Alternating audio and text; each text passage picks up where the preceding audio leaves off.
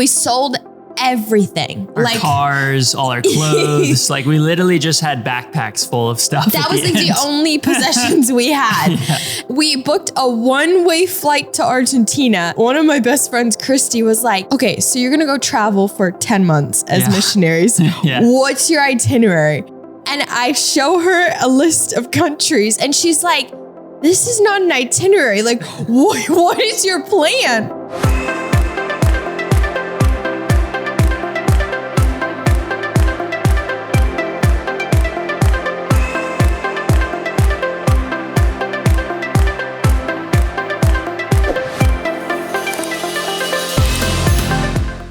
Welcome to the Cold for More podcast. It is an absolute honor to be your co-host. My name is Riley. And I'm Jack.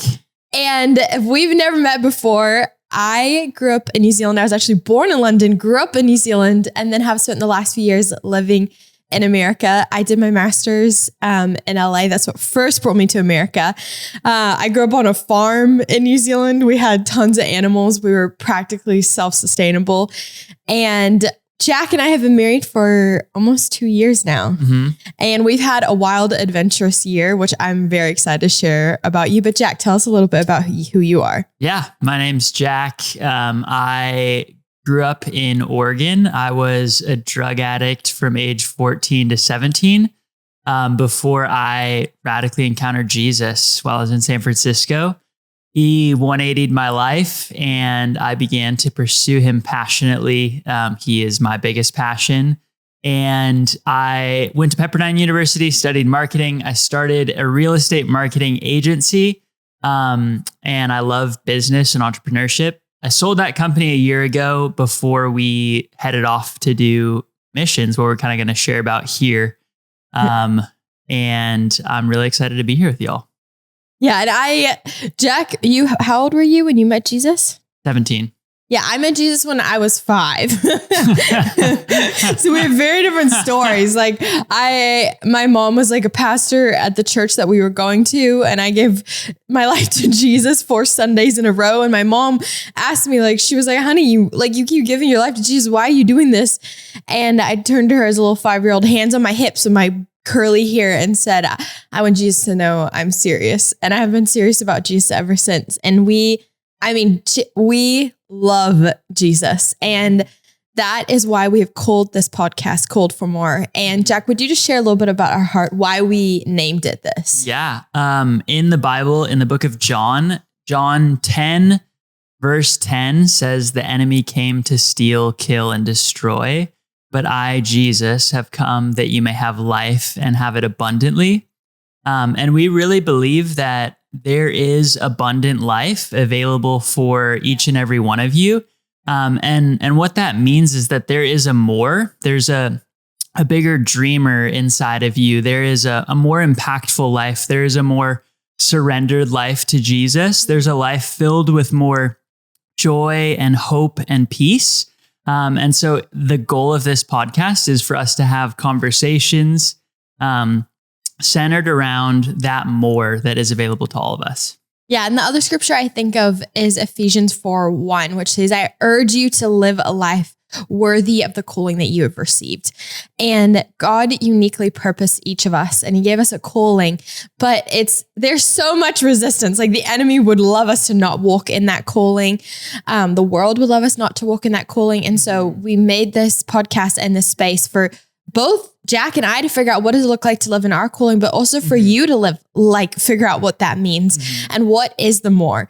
And this year we have experienced so much more, and we have we just had the craziest year. Yeah. And so to give you a little bit of background. So Jack and I were married the first year. The first year of our marriage, we lived in San Diego in this cute, tiny little apartment, a block from the beach. We would surf all the time, body surf. It was so much fun. We built our friendship and hung out with each other. And we both waited until we were married. So we had sex and we were loving that. But as we were going throughout this year, we kept feeling like there was more. And you and I love travel, but in particular, we love travel where we get the absolute honor of serving the poor. And so we started to dream of what would it look like for our second year of marriage to be a year of travel and a year of travel as missionaries. Mm-hmm. And so we ended up just full sending it. We sold, guys, it was crazy. We went from this tiny little apartment, like we both had jobs. He sold his company. I finished the manuscript of my book, finished my job. We sold everything. Our cars, all our clothes. Like we literally just had backpacks full of stuff. That was like the only possessions we had. And we booked a one-way flight to Argentina. And one of my favorite moments before we left was one of my best friends, Christy, was like, okay, so you're going to go travel for 10 months as missionaries. What's your itinerary? And I show her a list of countries and she's like, this is not an itinerary. Like, what is your plan? We're both like very go with the flow. So we had the first 4 weeks planned, like very loosely planned. And then from there, we were just kind of praying and following where we felt the Lord leading us from place to place. And we didn't like, a lot of people ask us when they want to know about a year of travel is like, were you traveling with a missions base or like organization? We weren't. We were traveling all through relationships. So we saved up how we funded it. We saved up over the year before so that we could like fund us living on a tight budget for a year and being able to give as well to the places. And then, we just went lots of different churches, ministries, and organizations that we partnered with. And I mean, it's crazy how much like people just open their homes for us and like so much generosity. So much. So we booked this one-way ticket to Argentina and what do we do? So we had a crazy January, as Riley was sharing with her book and my business. We were so busy, like trying to get everything ready. And so we wanted to just start off with rest. I love how the week, like Sunday is Sabbath and we work from rest, not for rest as Christians. And so we wanted to just start the year with something fun and restful and connecting for us. And it was also our 1 year anniversary when we flew down. So we started with a 5-day horseback trek off grid in Patagonia. So in the south of Argentina in the mountains. It was wild. We're like on these horses for 6 to 8 hours a day. They're galloping through these mountains. We didn't see another human for days and days and days. Yeah, it was wild. In these huge mountains. And we would stay in these shacks that had no electricity. We're sleeping on the ground. And no cell phone service. Our gaucho, he was like, it was just Jack and I and this guy. And he would be like going out and like cooking us food. It was literally like truly farm to table. And it was because we had no service and no way of connecting with the outer world. So nice.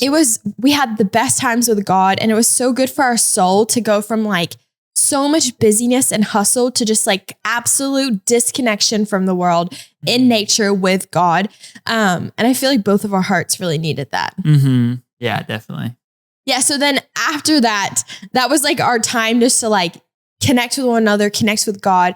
And then we just stepped into this new life of what it was like to be like missionaries. And one of the first places we went to was Adulam, which is it's an orphanage. It's an orphanage, yeah. It's basically a big family. This amazing couple, Vivi and Gabby, they're Argentine. So little bit of backstory. I studied abroad for a year in Argentina when I was in college. And so I've had some relationships there for a long time. I had stayed with them then. So we went to stay with this incredible couple and they've adopted, I think, 30 kids. They have 30 kids on the farm. And it is literally just the most joyful place in the entire world. Like it's chaos, but it's like such a beautiful chaos. Like all the kids are running around and like fighting and falling, but then they get up and they run to one of the adults, like, or older kids who they know will just give them a big hug, like dust them off and then send them back out to play with their friends. And yeah, it's literally one of the most amazing places in the world just because of the amount of love and joy like constantly while you're there with them. Yeah. And when we were there, we found out about their need for a new home.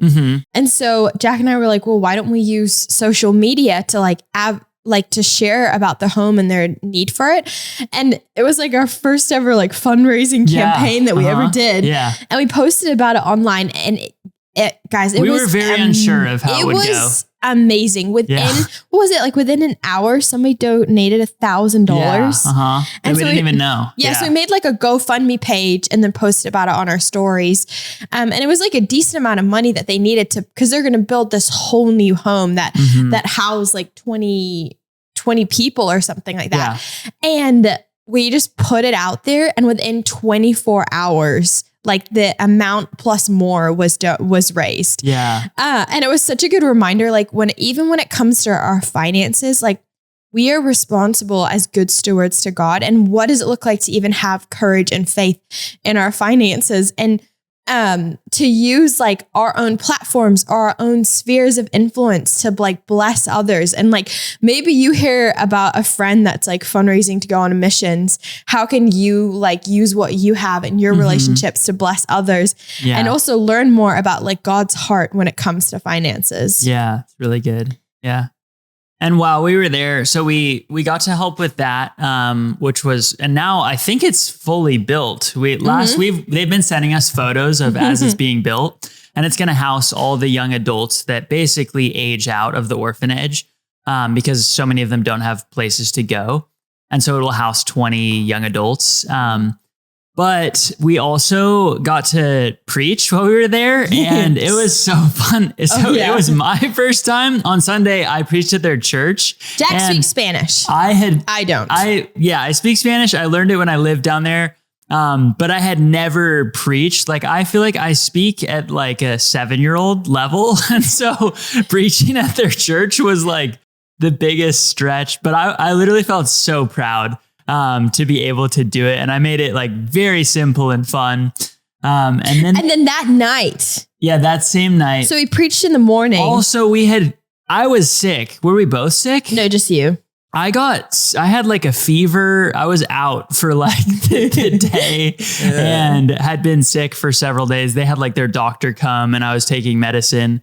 And then that night, they asked us if we would teach a course on like singleness and dating, because they have a bunch of young singles. Which was like, imagine that. Like, how do you even say singleness in Spanish? Like, if you're we had to look up so much stuff. We decided that what we were going to do was I was going to translate for Riley, and then I was going to like preach in Spanish. And that is like a terrible idea. If you're ever thinking about doing that, it is just very hard to try to speak in a language and to translate at the same time. My brain like literally could not do it. And preaching was one theme of the year that we grew so much in, because so when we were traveling, and just to give you kind of a general overview, we were in South and Central America and then East Africa. And as we were traveling, we were preaching like 2 or 3 times a week. And oftentimes it would be people asking us to preach like an hour in advance. And it was some of the most amazing locations. Like we would be like preaching in the middle of the slums in a prayer house that was once like used for prostitution. And so after we were at Adulam at the orphanage, we got asked to preach at the youth group at the International Church in Buenos Aires. And Jack and I were super exhausted, and we had just, I don't know where we had just come from, but we went to a coffee shop and we only had like 15 minutes to prepare for this talk. And Jack and I do this thing where we was kind of like inspired by the Lord. Like, I feel like it was totally his idea, where we would go in our own spaces and ask the Holy Spirit, what do you want us to preach on? And so we do this at this coffee shop, and we come back together.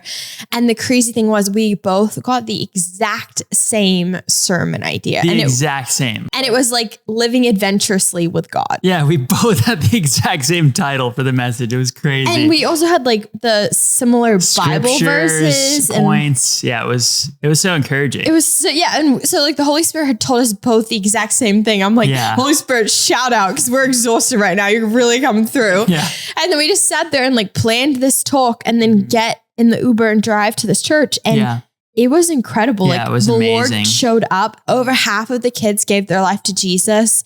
They were in tears, and yeah, it was such a powerful night.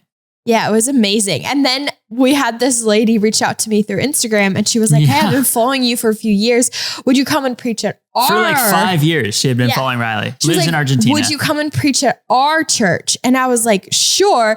And then as she's like, I'll come pick you up. As she's coming to pick me up, I'm like, is this a good idea? Like, is this safe? Like, we didn't have like it's just some random lady through Instagram. Yeah. But we went. She was the sweetest thing ever. We drove like an hour, and her and her husband, the pastors, drove like an hour and a half to pick us up and then drive us back. So they drove an hour and a half to grab us and then drove us an hour and a half. So sweet. So kind, to the house that we were going to preach in. Their church was like, they had lost their building. They were in transition. And it was, again, like such a powerful night. One thing that's really cool is Riley has a prophetic, like really strong prophetic gifting. And this was a huge theme throughout the year. Like, honestly, I didn't realize how prophetic she was until this last year. I didn't know that. Yeah, no, it was crazy, guys. Like every place we went and preached, almost like, I honestly think maybe every single time we preached afterwards, people were like, this is what we were talking about beforehand, or like, this is what our church has been going through.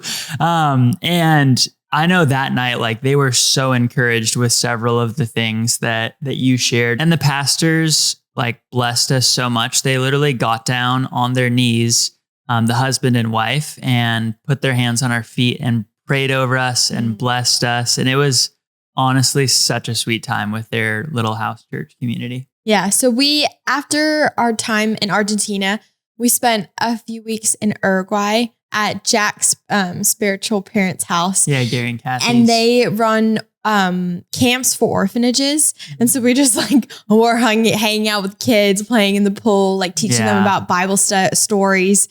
And then after this, we went to Brazil, and Brazil was honestly one of the highlights of our entire year. Yeah, it was amazing. And it was wild. Like, okay, I didn't really know a whole lot about Brazil before going. I'd never been before.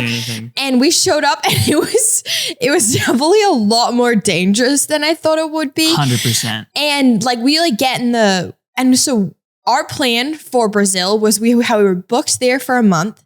We had no plans except for the first night we had a friend of a friend was going to host us. And so, and I remember flying on the plane and being like, having so much expectation about what I just knew Brazil was going to change our lives. Like we were both so excited. We land, it's like Friday night, super late. It's dark. The Uber is taking us to this friend of a friend's house, which we're like, I don't even know where we're going, which neighborhood we're going into. I have the window down and I'm texting, and the Uber driver is like, put up the window. You need to put up the window now. Someone's going to grab your phone. And we drive through, and there's all these, there's a lot of favelas, which are the slums in Brazil. We're like driving through them. And then we finally reach our mutual friend's house. And these became one of our favorite people that we met the entire year. Eric and Evelyn are just people whose whole life is about Jesus. And they welcome us into their homes, they don't even know us. We don't know them. Like how generous for them just to like open their homes and be like, come stay in our bedroom, like come be with us. And their church, do you want to talk a little bit about their church? Yeah, it's called Igreja One. And they're the worship pastors at the Rio de Janeiro location. And it is so amazing, you guys. It's like one of those cool young people, tons of young people, but the way that they do community and life together is so incredible. They do like several it's very prayer focused as well. So they do several prayer sets each week. And then they have like community groups or life groups that they go to each week at different people's homes. And they just live in such a deeper like vulnerability than we've experienced in any church in America. And when you're part of a small group, you're committed. Like you're showing up there every week. Committed. So before you take communion, they will do this practice where they take it very seriously to not hold offense against anyone else. And so in their small groups, when they take communion, what they do is they allocate a time for you to go up to somebody and share. Like, let's say somebody said something the other week that hurt you, or you feel like relational tension with them. You go up to them and you're like, hey, you said this, it made me feel like this, or hey, I'm so sorry for like holding bitterness against you. Would you forgive me? And they like really believe in like the unity of the body of Christ before breaking bread together. Yeah. And they had like so many prayer sets during the week. And one of the nights they had, we went to McDonald's. Yeah. After Sunday. So we were there for a couple days. That Sunday we went to their church, and after church, everyone just hangs out. Like they hang out so much if you're part of this church. So we all went to McDonald's with like 30 people. And also McDonald's in Brazil is like nice. It's like a really cool place. It's super nice. It was like a restaurant. Yeah. And so we were all hanging out talking. We were there till like after midnight, just debating theology. Eric and Evelyn are like, they read tons of books and are very theology heavy. And all of a sudden it's like 12:30 or 1 a.m. and Eric is like, oh no, you guys have to go home right now. And we're like, because at this point we were staying in an Airbnb. Yeah. We switched to an Airbnb and we're staying in an Airbnb in the nicest area. We found a like cheap Airbnb in the nicest neighborhood of Rio de Janeiro. And they're like, you need to go home right now. And we're like, why? And he was like, because people will rob you. Like it's not safe at night. And we're like, what do you mean they'll rob us? And he's like, well, you don't have to sprint when you get out of the Uber, but you need to go really quickly straight to your place and don't talk to anyone. And I was like, what do you mean? Like, what's the worst that they're going to do? And he was like, they'll often rob you with a gun and sometimes they'll shoot you. We're like, what the heck? And so we quickly got an Uber and went home. And the Uber drops us off and like drives away so fast. And driving there, he would not like stop. He was driving so fast. No, there was red lights. He drove through them. There are people in the streets that like did not look safe. And even so we like get out of our Uber and walk very quickly to our Airbnb. And when we did, 2 men from either side start walking towards us. Yeah. So we're like low key, like running into our Airbnb. Yeah. So something that's really interesting about Brazil and Rio is that almost like the whole place is run by gangs. It's not, the police don't actually like have authority. No. The police is kind of like a different gang, honestly. And so each favela or slum, so we went into some different favelas while we were there. And if a favela is run by one gang, it's going to actually be like a kind of safe place because the gangs have moral codes. So they have like their own laws. Like if you steal, they will publicly cut off your arm. And if you do something bad to women or children, they will publicly execute you. So there's actually like in a favela that is run by only one gang, there's actually very little crime unless there's turf wars happening between the gangs. And that's when people get caught in situations. Yeah. But an interesting thing is that outside of the favelas, the gangs are like, yeah, you can go into the city and steal and do whatever you want. And so that's what makes like the nice areas in downtown especially dangerous. Yeah. And so there was this place that we really wanted to go to it's called Iris. It's Iris Ministries. I don't know if you've ever heard of it, but it's started by Heidi Baker. And their whole motto is like, go find a city that you feel called to as missionaries and go to the darkest place in the city. And so there was this couple that we'd heard so much about called Marcus and Mari that ran the Iris base in Rio, Brazil. And we found out that they wanted to host us and come, like, again, another incredibly generous people just like opening their homes to somebody they've never met. And so we book an Uber, and the Uber is like Ubers keep rejecting us and like saying they won't take us there. 6 of them decline and drop. Yeah. And then finally a guy, like an Uber driver, agrees to take us. And even when we get in the car, he's like, are you sure you want to go here? And we're like, yeah, totally. Because where Marcus and Mari live is in the middle of a favela, like in the middle of a slum. And so we show up to their house, and we stayed with them for a few weeks and had, my whole life has changed because of this couple. It was so amazing. So it's a favela called Jardim Gaso, and it's known as one of the most dangerous areas in Rio. And that's why the Uber driver, he was like, tourists don't go here. Like, what are you guys doing? Sees us with our backpacks. But it's so interesting, this place. So it's a favela, like a shanty town that's built on the third largest trash dump in the world. And so it's really sad because all the kids all day are just playing in trash. They smell like trash. The like jobs of the people there is trash picking. So they go through the trash and they look for one like plastics or something that they can resell for a very low cost. And so it was honestly like a pretty, just like heavy place to be in, to see people's lives there. But it was so incredible to spend time with Marcus and Mari and all the missionaries. Yeah. And Marcus and Mari so their story was they had lived in the neighborhood that we were at before. That's like it's a really nice neighborhood. And he was like worked a manager for celebrities. She worked really high up at a marketing firm, had really big jobs. They lived this amazing life in this beautiful apartment. And they were going to this neighborhood on Saturdays to go and volunteer. And they just felt God being like, will you give me everything? And so they sold everything and moved to this neighborhood. With 3 kids. Yeah. And it just like their lives did not make sense. Like they just were literally living by faith. They don't have social media. Like they're sharing up with us so many stories of like needing something or not being able to afford something and God miraculously coming in last minute. And one of the times when we were there, we actually got to see like their generosity in physical form because they were fasting. They fast every week for 36 hours.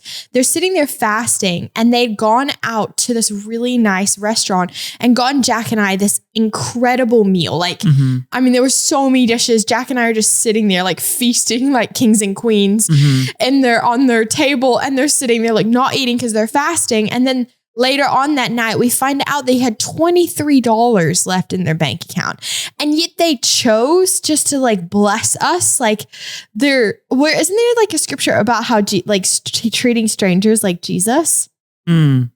Showing hospitality because you might be entertaining angels. Yeah. And like, I like felt that from them. They're just like, it did not make sense. They did not have the money for it. And yet here they are absolutely just being so generous and treating us to this meal. Yeah, no, it was literally like we were astounded when we found out they had, because we started asking them like, how do you guys fundraise that night? And they told us like, no, just to be honest with you, we have like no money and God always comes through. It wasn't like them trying to share so that we would give to them or something. They were just sharing testimony after testimony of how like a check will show up and how they just pray and God provides. They don't send out like fundraising letters or anything like that. And it was so convicting being around them. Like it honestly was like, man, am I even a Christian? Am I even surrendered to Jesus? Just because of like their level of surrender and love, and the sacrificial living was so incredible to see. And they're also like some of the most joyful and hilarious people that we've ever met. Living in their home is like such a joy. Mari is always making like the most amazing food, and Marcus is cracking jokes 24/7. And it was just so incredible. They literally have an open door. Like people were showing up at their house all the time. And the way that they did their lives as missionaries was they were huge on like everything you do as Christians has to come out of the overflow of love with Jesus. Like we don't do good things as missionaries or like as Christians because it feels good or it's like the right thing to do. We do it because we love God so much that we want to express it. And so the way that they had 26 missionaries living on their base with them, and they would wake up in the morning and spend 3 hours with the Lord. And then every day after that, they would go door to door in the slums and just like pray for people, ask them what they need, get to know their neighbors. And we were just going around with them. And then in the afternoon, they would have 2 hours of prayer in like this. One of the prayer houses was once like a brothel. And they would and these people pray so much passion. And it was like, we felt the presence of God so much. And they're praying in Portuguese. Like, you don't know what they're saying, but you feel what they're saying. Yeah. And then like one night they welcomed us to like preach at their church. Yeah. Yeah. It was so amazing. Their level of prayer. I consider myself like very passionate about prayer and a big prayer person, but honestly, it was challenging. Like praying for 5 hours a day, every day is wild, but you can see what God is doing in their community because of this. They've seen so many people come to Christ, be delivered and set free from addictions and all sorts of things. And God is just moving so powerfully in their community. But they asked us to preach at their church one night. And again, we had kind of like very little prep for preaching, and it was hilarious. So Riley wasn't feeling good that day. She was feeling kind of sick. So we weren't sure if if it was going to be just me preaching, because pretty much all of the year, like 95% of the times we preached, we co-preached everything. But because she wasn't feeling well, we weren't sure. So I prepared a message and I had like scriptures and everything. And right beforehand, as we're worshiping, Riley's like, okay, I want to preach with you. And so we start the message. It's in one of their house churches, which is like ex-gang members. And it's just a really sweet, eclectic community church. And so we start this message and I whisper to Riley. So I know we know a lot of each other's stories that we generally share when preaching. And midway through, I whisper to her, like, share the dot story, but she mishears me. And she thinks that I whisper to her and say, share the dog story. And so Riley starts sharing this totally different story, which is also super powerful, but a completely different message. So then Jack has to like completely readjust, because then I stop and just look at him like, all right, it's your turn to preach now. Keep going. And he's like, has to in a few seconds, replan his whole sermon. And it worked out. We were preaching on John 4, the woman at the well. And I was trying to go after identity and our belovedness in the Lord, how even when we sin, he restores us. But this was about like drinking water. So we were able to go like, and it felt like the Lord was growing us in, hey, will you trust me in this moment? And it ended up being like a really powerful message that really ministered to the people there in that room. They came up after and were like, wow, thank you so much. I really needed to hear this. And it's just so cool how in life, God will often give us curveballs. We think we have a plan and God will throw like a complete curveball. And it can be scary. Like, to be honest, I was freaking out when Riley started sharing that story and I was like, oh no, where is this going? But God used it and he grew my dependence on him in it. I was like, okay, Lord, like I need you because I don't have a plan right now. And whenever we have obstacles or things go different in life, we can see that as an opportunity to grow in our dependence on the Lord and be like, God, will you make a way? Will you show me the way? And can I follow in your footsteps? Yeah. And one of my highlights was like, these people, Mark Zamari and their team, have such favor with the local like drug lords and gang leaders. Mm-hmm. And they have like prayer, like church and prayer times. And the gangs have somebody posted outside the church or the building protecting them. Yeah, a guard with a machine gun standing outside the prayer house. It's crazy. Like, oh, what's up? Yeah. And it's just like so cool. They were so like, when you're doing the right thing that God has called you to, when you're doing the more, like God's going to protect you and he's going to like favor you. Mm-hmm. And they're like, I was like pretty sketched out and nervous when we first showed up at their house. But by the end, I felt so confident and so safe. Yeah. Like Jack and I were walking around the neighborhood on our own, like going up and like dabbing the drug lords and like asking if we could pray over them. And they were so open to it. Like they were so open to the Lord. So tender. They're like sharing with us like their problems at home and how we can pray for them. It was shocking. Like they were literally holding, like a guy was holding a machine gun and he put it down and received prayer and was like, thank you so much for praying for my family and for caring for us. And it's so amazing because the missionaries take care of all the women and children in the community, and the gang like really respects it, and they actually like talk Protect often and allow them to pray for them, share about Jesus. And some of them come to Christ and like are a part of the church now. It's really amazing to see. And it just reminds me of like how many times over hundreds of times the Lord repeats, like, do not fear. And as Christians, like, what does it look like to live a life where we do not fear? Like, can I confidently walk through that slum and not be afraid because I have angels and I have the Lord on my side? And we were like literally living in a house of people who do not fear, who trust God in their finances, in their protection. Like they have little kids running around in a very unsafe environment. Like you're walking on rubbish wherever you go. And the sanitation, like the cleanliness is really not good. And even like just drinking the water, I was like, are we allowed to drink this? But I just remember being like think about Paul when he says like, you will like step on snakes. You will go through dangerous situations.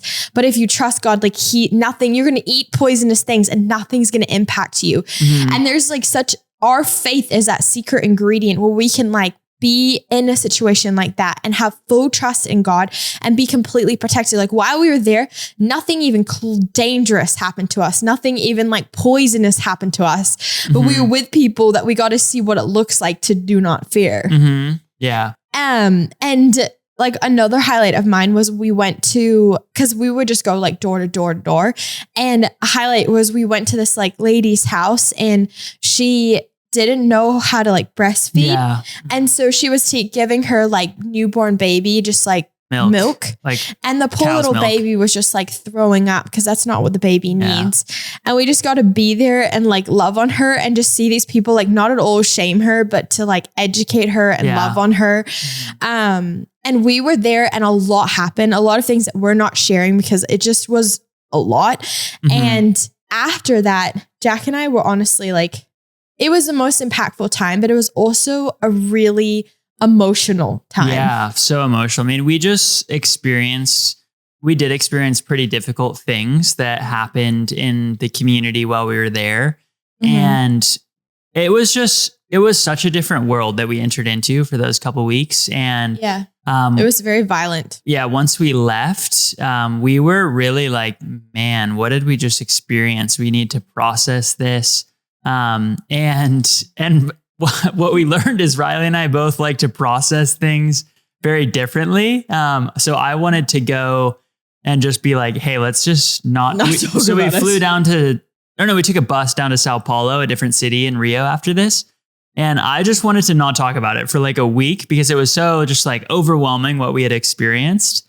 And Riley wanted to like ask questions and have deep conversation and really process it. Go into all of it and process it. And it was genuinely like one of the harder maybe one of the hardest weeks of our marriage where we just were wanting different things. So much. Yeah. My heart was broken. Yeah. It was just like, man, we're exhausted from what we just experienced and saw.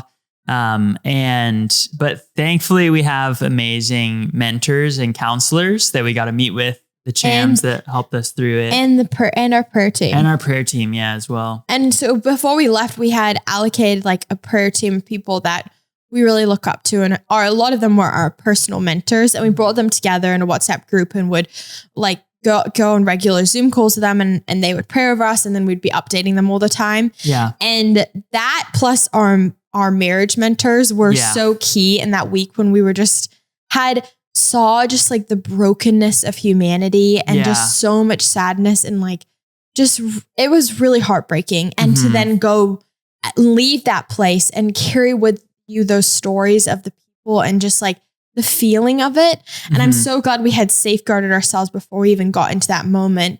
And we just like, it was really bonding for us in our marriage. And next week, we want to share with you more stories because we're only a few months into our travel. But next week, we want to share with you stories from Nicaragua and healings and miracles and salvations in Jamaica. But we just thank you so much for being here. And we're just really glad that you're part of this community and you are called for more. And we hope that as we share these stories with you, you realize like, just how much more God has for you and just the kind of radical life that he wants to live for you. And just as we end, I just want to encourage you, like, our life is not to be the American dream, it's to be the Jesus dream.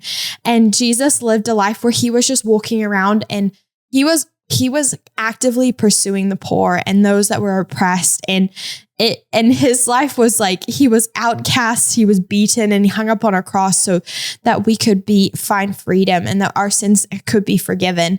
And this whole year changed Jack and I because we realized how much more there is. And it's not the more that's like the picket fence, the nice house, the luxurious, the Uber Eats life. It's the, will you be willing to die for the gospel? Will you be willing to live like Jesus did, a man who died with only the clothes on his back? And that's the dream. It's not the dream that we so often think it is, to like gain more and achieve more, but it's the dream to like be like Jesus was, to live a humble and servant-hearted life. So thanks for joining us on the Called for More podcast. We'll see you next week.